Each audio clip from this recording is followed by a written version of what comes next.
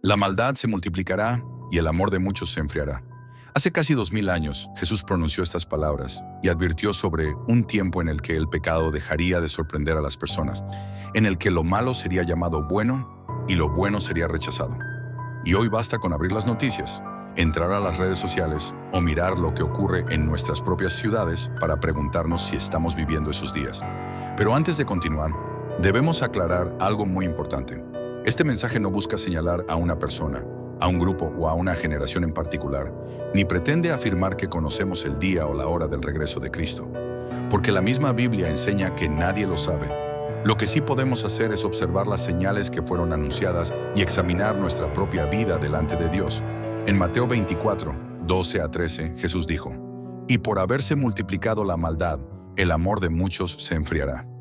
Mas el que persevere hasta el fin, éste será salvo». Jesús no dijo simplemente que existiría maldad, porque la maldad siempre ha existido. Dijo que se multiplicaría, que crecería hasta convertirse en algo común, aceptado e incluso celebrado. Hoy vemos violencia como entretenimiento, mentira como estrategia, corrupción como algo normal, infidelidad justificada, orgullo admirado y odio compartido millones de veces en Internet. El pecado ya no siempre produce vergüenza, muchas veces produce aplausos. El apóstol Pablo también describió cómo serían las personas en los últimos tiempos.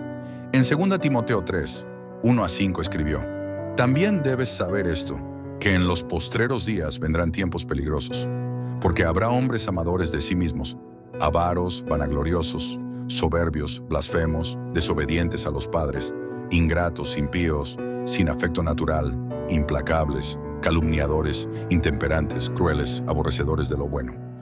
Al leer estas palabras, pareciera que fueron escritas para nuestra generación.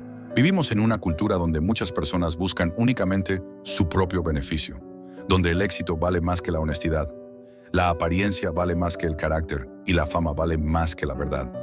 Sin embargo, quizá lo más preocupante no es lo que sucede fuera de la iglesia, sino lo que sucede dentro de ella. Jesús advirtió que habría personas que aparentarían seguir a Dios, pero vivirían lejos de Él. En Mateo 7:21 dijo: «No todo el que me dice, Señor, Señor, entrará en el reino de los cielos, sino el que hace la voluntad de mi Padre».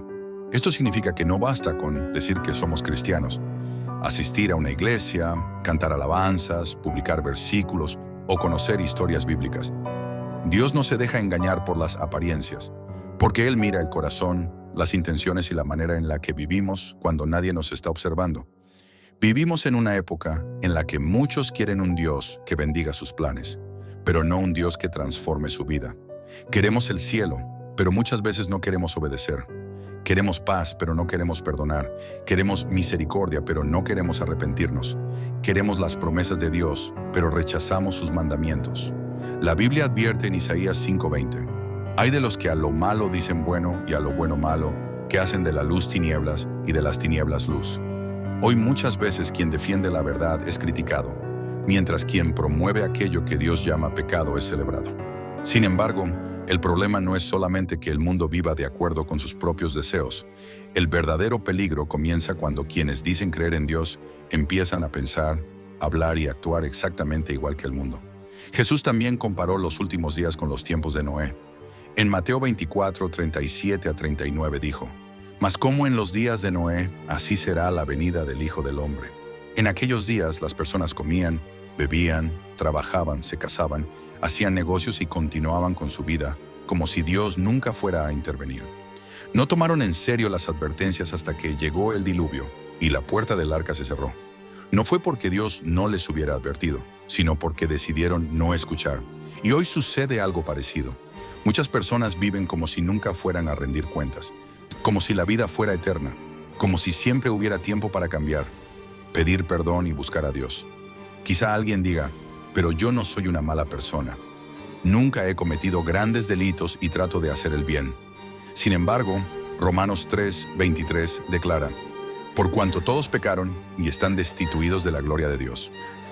Todos hemos fallado, todos hemos mentido, todos hemos tenido malos pensamientos, todos hemos herido a alguien y todos necesitamos el perdón de Dios. Nadie puede salvarse por sus propias obras, por su dinero, por su reputación, ni por compararse con personas que considera peores. Pero aquí aparece la esperanza. porque este mensaje no termina con condenación, sino con misericordia. Juan 3:16 dice, porque de tal manera amó Dios al mundo, que ha dado a su Hijo unigénito, para que todo aquel que en Él cree no se pierda, mas tenga vida eterna. Dios no envió a Jesús para condenar al mundo, sino para ofrecer salvación a quien cree y se arrepiente. Él sigue llamando y ofreciendo perdón, incluso a quienes sienten que han fallado demasiado. En 2 de Pedro 3:9 se nos recuerda que el Señor no retarda su promesa, sino que es paciente para con nosotros, no queriendo que ninguno perezca, sino que todos procedan al arrepentimiento. Cada día es una nueva oportunidad para volver a Dios. Por eso pregúntate con sinceridad, si Cristo regresara hoy, ¿estarías preparado para encontrarte con Él? ¿Hay algo que debes abandonar? ¿Alguien a quien perdonar o un pecado que sigues ocultando? ¿Sigues buscando a Dios o tu relación con Él se ha convertido en una costumbre? La maldad seguirá aumentando, pero Jesús prometió que quien persevere hasta el fin será salvo. No permitas que el pecado enfríe tu amor por Dios, que las modas cambien tus convicciones, ni que la presión de otros apague su voz en tu corazón. Romanos 12:2 dice, no os conforméis a este siglo, sino transformaos por medio de la renovación de vuestro entendimiento. El creyente no fue llamado a seguir la corriente, sino a vivir con amor, verdad, humildad y obediencia.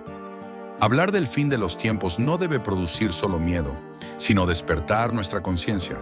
No se trata de buscar fechas o teorías, sino de vivir preparados. Jesús dijo en Mateo 24:44, también vosotros estad preparados, porque el Hijo del Hombre vendrá a la hora que no pensáis. Estar preparados significa reconciliarnos con Dios, abandonar el pecado, perdonar, amar, servir y permanecer firmes aunque el mundo se aleje de la verdad. Apocalipsis 3:20 dice, he aquí, yo estoy a la puerta y llamo. Cristo sigue llamando, pero la decisión de abrir es personal. Tal vez te has alejado o has permitido que las preocupaciones enfríen tu fe, pero mientras tengas vida todavía puedes volver. En 1 de Juan 1:9 está escrito, si confesamos nuestros pecados, Él es fiel y justo para perdonar nuestros pecados. Dios no busca personas perfectas, sino corazones sinceros dispuestos a cambiar. Antes de criticar la maldad del mundo, examinemos nuestra propia conducta. Antes de hablar del odio, preguntémonos si hemos perdonado. Y antes de decir que el amor se ha enfriado, revisemos si todavía amamos a Dios y al prójimo. Más importante que saber cuándo llegará el fin es conocer el estado de nuestra alma. Si este mensaje habló a tu corazón, no lo ignores. Habla con Dios, reconoce tus errores, vuelve a orar y comienza a vivir de una manera que le agrade. Jesús dijo en Mateo 5:14, vosotros sois la luz del mundo. No podemos detener todo el mal, pero sí decidir no formar parte de él. Podemos amar en medio del odio, decir la verdad en medio de la mentira y permanecer fieles en una generación que se aleja de Dios. La maldad se multiplicará y el amor de muchos se enfriará, pero tú no tienes que ser uno de ellos. Persevera, fortalece tu relación con Dios y recuerda que todavía hay esperanza para quien se arrepiente. Porque al final la pregunta no será cuántas señales identificaste, sino si estuviste preparado para encontrarte con tu Creador.